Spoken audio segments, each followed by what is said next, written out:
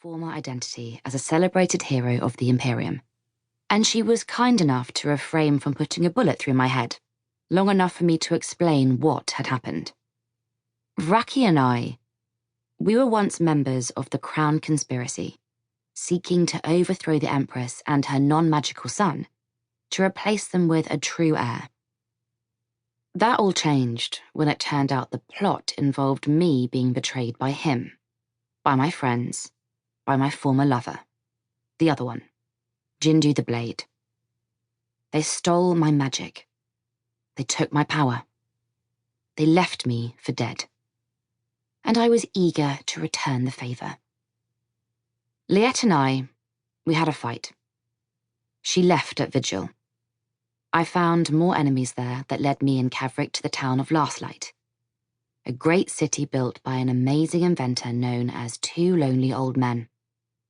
It was a beautiful, magnificent town, a triumph of alchemy, engineering, and spellwriting so majestic that even the Imperium and Revolution wouldn't fight inside its walls.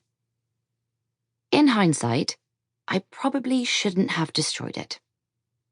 But I did, to flush out Raki's associates, and it worked.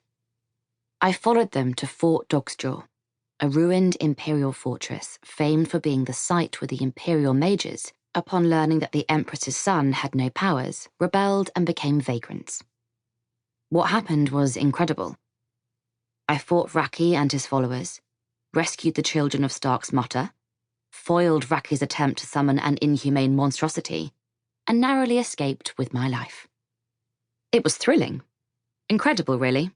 Life-changing, epic, astonishing. You should have seen it. Anyway, I escaped to a ruined Lastlight, barely alive.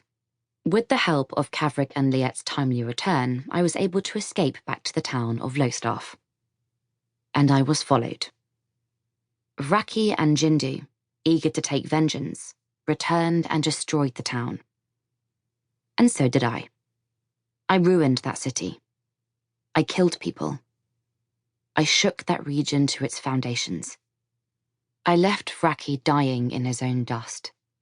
And Jindu, the man who betrayed me, the man who held my heart in his hands and put a dagger through it, I let him get away. I don't know why. To this day, I don't know why. And neither did Liette. She left me. Again. I didn't follow her. What I'd done to Lastlight, to Lostaff, I couldn't do that to her. I hope she's doing all right. Stern, my captor, was ready to execute me, having gotten my full story. But an intervention from Kavrik, who, as you can imagine, came to forgive me for kidnapping him, allowed me to escape. And then he left too. And all I was left with was my namesake. The Cacophony. The gun that shoots magic, burns bright, and sometimes talks to me. And while Raki and his underlings had been slain, those were only 7 names on my list. And 33 of them had betrayed me. And so, in search of the others, I went out. And that's when things got worse. Chapter 1. Little Barrow. The day the sky rained fire began like any other. Merritt awoke before the dawn, as he always did, to grind the herbs he dried last week into tinctures and salves that would cure by next week. He gathered the medicines he needed to, as he always did. Balm for Roderick's burn that he'd gotten at the smithy, salve for old man Urton's bad knee, and, as always, a bottle of Avenin whiskey, for whatever might arise in the day. Put them into his bag, and set out. He made his rounds, as he always did, and visited the same patients he always had since he'd arrived in Little Barrow 3 months ago. The name was a little unfair, he thought.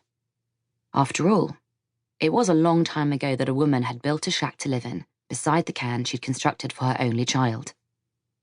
Since then, enough people had found it a good place to stop and sojourn into the valley, that it had grown into a township worthier of a name that matched its thriving circumstances.